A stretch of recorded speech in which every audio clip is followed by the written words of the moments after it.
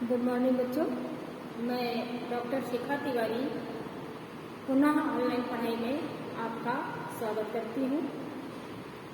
मैंने आपको बीए प्रथम वर्ष द्वितीय प्रश्न पत्र के बारे में 4 क्लास आपकी ले चुकी हूँ मैं आपकी, जिसमें 2 नाटक ध्रुवस्वामिनी आषाढ़ का एक दिन और 2 एकांकी औरंगजेब की आखिरी रात और स्ट्राइक के बारे में मैं संक्षेप में उनके रचनाकारों के साथ परिचय करा चुकी हूँ। आज मैं आपको नेक्स्ट एकांकी, जो कि जगदीश चंद्र माथुर की द्वारा लिखित है, उसका नाम है भोर का तारा। भोर का तारा जगदीश चंद्र माथुर जी द्वारा लिखित एकांकी। तो बच्चों, एकांकी के बारे में जानने से पहले मैं जगदीश चंद्र माथुर जी के बारे में आपको संक्षेप में बताना चाहूँगी कि आपका जन्म 16 जुलाई 1917 में हुआ था। कब हुआ था आपका जन्म? 16 जुलाई 1917 में। और जो मृत्यु का समय है वो है 14 मई 1978। क्या है? 14 मई 1978। उसी क्रम में आगे बढ़ते हुए आपने जो अपने जीवन में जन्म और मृत्यु के बीच जो भी शिक्षा ग्रहण करी, उसके बारे में मैं आपको बता दूं कि सबसे पहले तो आपका जो जन्म हुआ था वो खुर्जा नामक स्थान में हुआ था, जो कि उत्तर प्रदेश में है। और उसके बाद आपकी जो शिक्षा हुई, उस शिक्षा में आपने स्थानीय JAS स्कूल से दीक्षा प्राप्त करी, यानी कहीं और न जा करके अपने स्थान में ही रह करके आपने वहीं के समीप में स्थित JAS स्कूल से प्रारंभिक शिक्षा प्राप्त करी। तत्पश्चात सन 1939 में, कौन से सन में? सन 1939 में MA इंग्लिश से, अर्थात अंग्रेजी से आपने प्रयाग विश्वविद्यालय से MA किया। उसके बाद शिक्षा पूरी होने के बाद आपने साहित्य में जो योगदान दिया है वो अभूतपूर्व। उनमें से बहुत सी कृतियाँ आ जाती हैं। उन कृतियों में नाटक और एकांकी आपके प्रमुख हैं। तो प्रारंभिक जो आपका नाटक एवं एकांकी संग्रह है वो है भोर का तारा। कौन सा है? भोर का तारा। भोर का तारा सन 1946 में प्रकाशित हुआ था।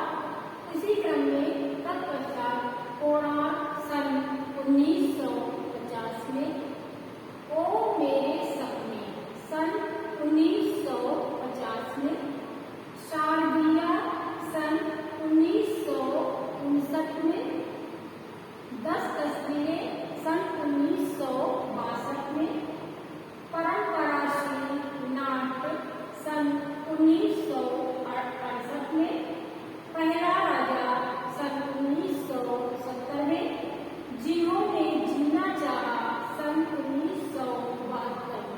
बच्चों, मैं आपसे ये कहना चाहूँगी, मैंने जो ये नाटक क्रमवार सन के समय के साथ आपको जो लिखाया है उसको आप कहीं पर नोट जरूर कर लीजिएगा।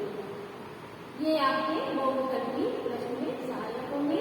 इसी क्रम को आगे बढ़ाते हुए मैं आपको बताऊंगी कि जगदीश चंद्र माथुर जी का जो साहित्यिक योगदान है वो है कि माथुर जी ने प्रायः उन साहित्यकारों में स्थान प्राप्त किया है जिन्होंने आकाशवाणी में काम करते हुए हिंदी की लोकप्रियता के विकास में महत्वपूर्ण योगदान दिया। रंगमंच निर्माण, निर्देशन, अभिनय, रंग संकेत आदि के संबंध में आपको विशेष सफलता मिली है। इसी के साथ जगदीश चंद्र माथुर जी ने जो अपना नाटक या एकांकी लिखी है भोर का तारा, उस भोर के तारे में जो प्रमुख पात्र हैं उन पात्रों में से पुरुष पात्र में आते हैं शेखर, जो कि एक कवि के रूप में है।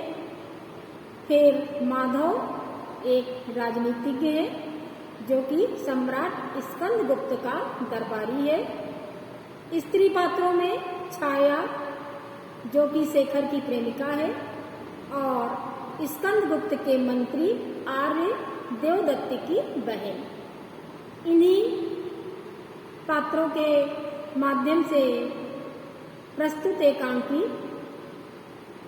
भोर का तारा जगदीश चंद्र माथुर जी ने लिखा है। इस भोर के तारे की जो कथा वस्तु है वो है संक्षेप में इस प्रकार है, ध्यान से सुनिएगा बच्चों, कि प्रस्तुत एकांकी की जो कथा वस्तु है वो संक्षिप्त है, सरल है, रोचक है, घटना बाहुल, प्रवाहपूर्ण एवं कुतूहल वर्धक है।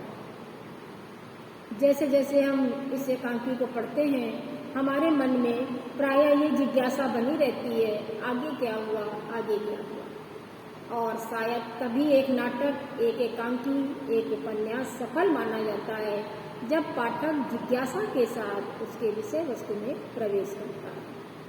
तो इसकी जो कथा वस्तु है उसमें यद्यपि ये काल्पनिक है, फिर भी इसका जो देश काल है, समय है, वो ऐतिहासिक परिवेश का है।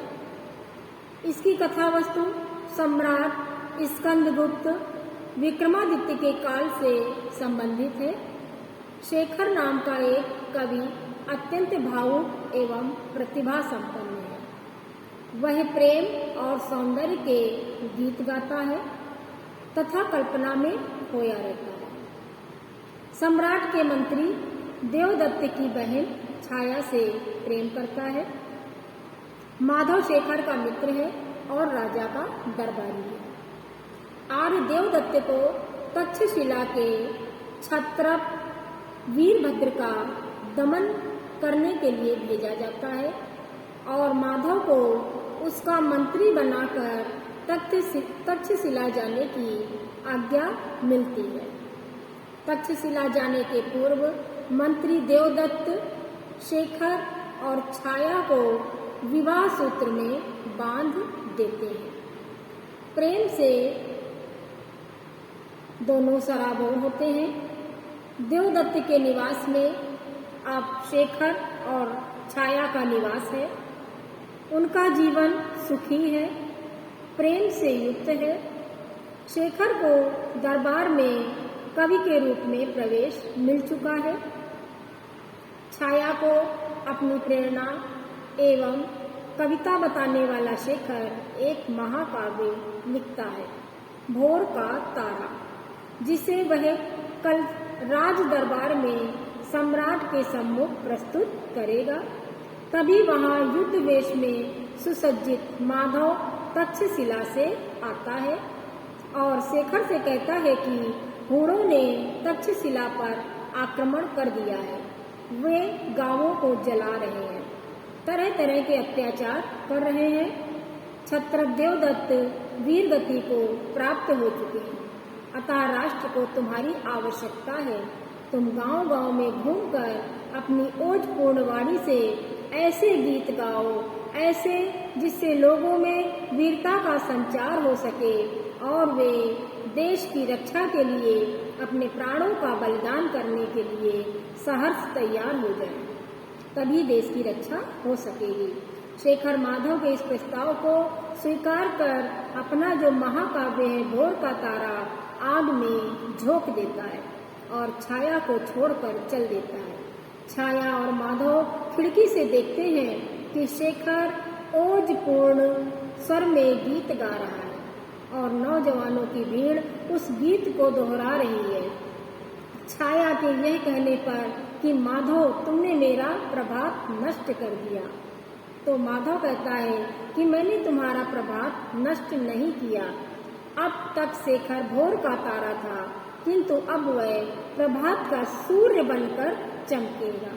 एकांकी की कथा वस्तु संक्षिप्त होने के साथ साथ रोचक तो है ही, इसके साथ ही यह संदेश भी देती है कि कवि को देश काल के अनुरूप अपनी कविताओं का सृजन करना चाहिए तथा जब देश को आवश्यकता हो तब व्यक्ति को अपने वैयक्तिक समस्त सुखों को परित्याग करके राष्ट्र के लिए अपना सब कुछ बलिदान करने के लिए तत्पर रहना चाहिए। तो ये थी एक आगे समर्पण से भरी हुई ओजपूर्ण एकांकी भोर का तारा। आशा करती हूँ आपको ये बहुत अच्छी तरह से समझ में आई होगी और इसके अंदर निहित बहुत सारे बहुविकल्पी प्रश्न भी आपको समझ आए होंगे। जरूरत है केवल प्रत्येक विषय वस्तु को ध्यान से सुनना, पढ़ना, समझना और उसका रिवीजन करना। इसी के साथ बच्चों आज की क्लास में समाप्त करती हूँ। नेक्स्ट वीडियो में नेक्स्ट एकांकी के साथ हम पुनः मिलेंगे। तब तक के लिए धन्यवाद।